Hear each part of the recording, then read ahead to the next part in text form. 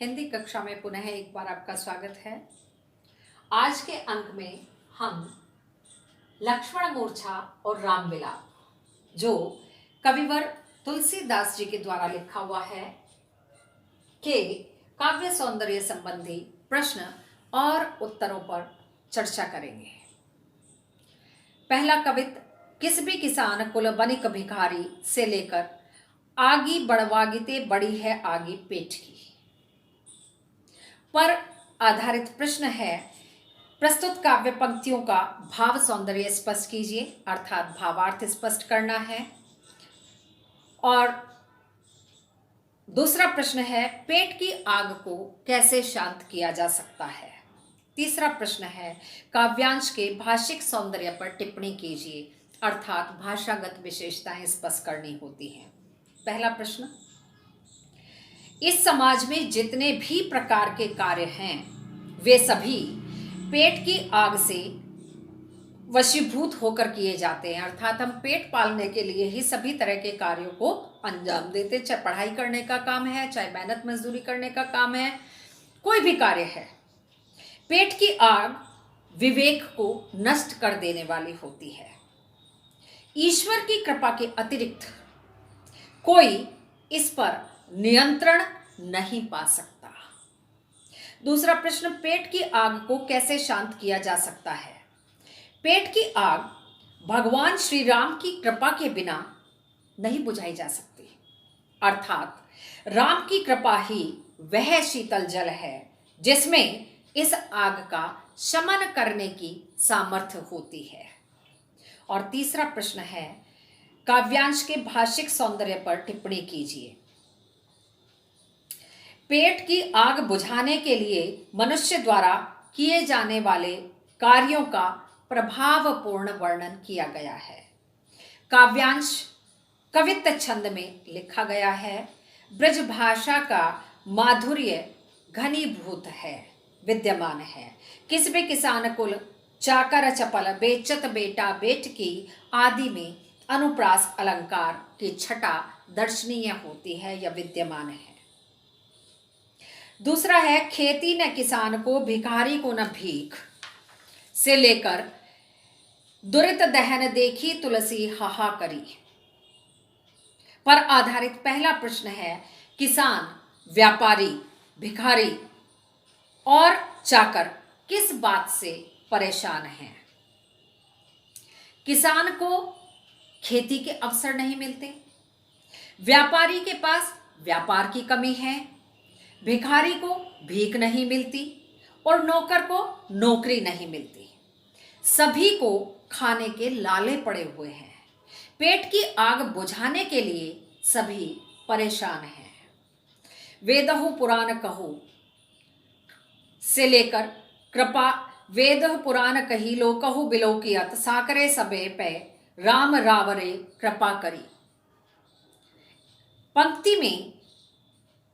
पंक्ति का भाव सौंदर्य यानी हमें भावार्थ स्पष्ट करना है। वेद पुराण में भी यही लिखा गया है और संसार में भी यही देखा गया है कि भगवान श्री राम की कृपा दृष्टि पड़ने पर ही दरिद्रता दूर की जा सकती है। तीसरा प्रश्न है कवि ने दरिद्रता को किसके समान बताया है और क्यों। कवि ने दरिद्रता को 10 मुखी रावण के समान बताया है, क्योंकि वह भी रावण की तरह समाज के हर वर्ग को अपने से प्रभावित कर उस पर अत्याचार करता है, या यूं कहें कि अत्याचार का चक्र चला रहा है, इसलिए उसको दरिद्रता रूपी रावण कहा गया है। इसके बाद आता है लक्ष्मण मूर्छा और राम विलाप। भरत बाहुबल सील गुण, पहला जो दोहा है से लेकर पुनि पुनि पवन कुमार। अनुप्रास अलंकार के 2 उदाहरण लिखिए। अनुप्रास अलंकार के 2 उदाहरण प्रभुपद प्रीति अपार और दूसरा पुनि पुनि पवन कुमार। दूसरा प्रश्न है कविता के भाषिक सौंदर्य पर टिप्पणी कीजिए।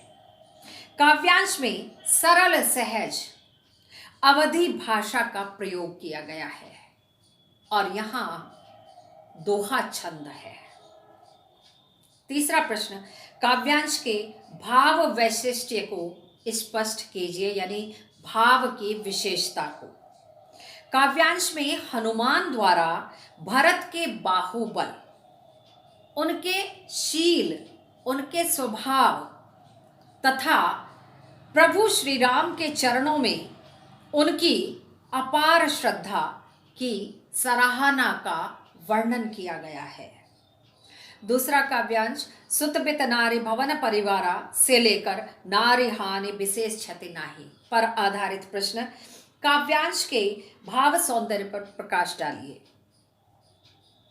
विष्णु भगवान के अवतार भगवान श्री राम का मनुष्य के समान व्याकुल होना और राम लक्ष्मण एवं भरत का यह परस्पर भ्रातृ प्रेम हमारे लिए आज के समाज में प्रेरणा का स्रोत है।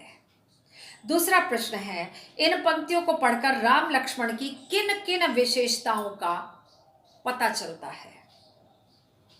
दोनों भाइयों में अगाध अपार प्रेम था। श्री राम अनुज से बहुत लगाव रखते थे तथा दोनों के बीच पिता पुत्र जैसा संबंध था।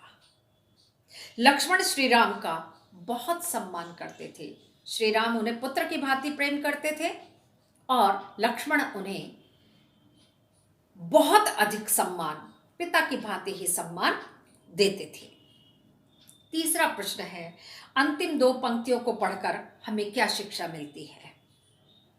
भगवान श्री राम के अनुसार संसार के सब सुख भाई पर न्योछावर किए जा सकते हैं।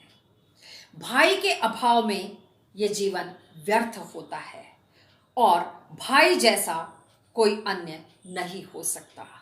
आज के युग में यह शिक्षा अनेक तरह के सामाजिक कष्टों से मुक्त करवा सकती है। तीसरा काव्यांश प्रभु प्रताप सुनिकान से लेकर जिमी करुणा महबीर रस।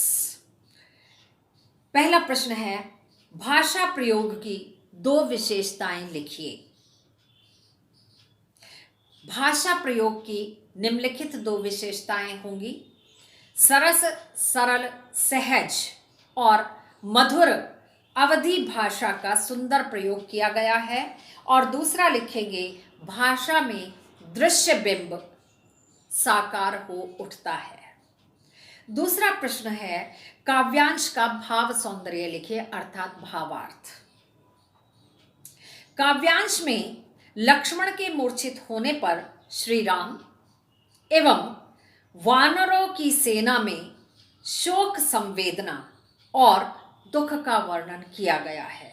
उसी बीच हनुमान जी के आ जाने से दुख में हर्ष के संचार होने का वर्णन किया गया है।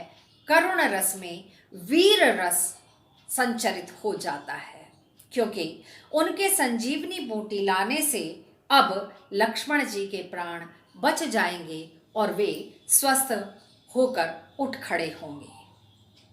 काव्यांश की अलंकार योजना पर प्रकाश डालिए। आज का अंतिम प्रश्न है,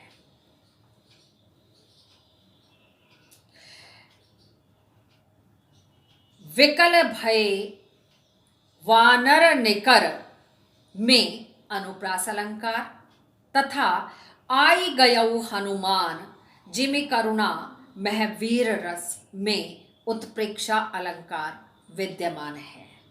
आज के अंक में यहीं तक, शेष अगले अंक में। धन्यवाद।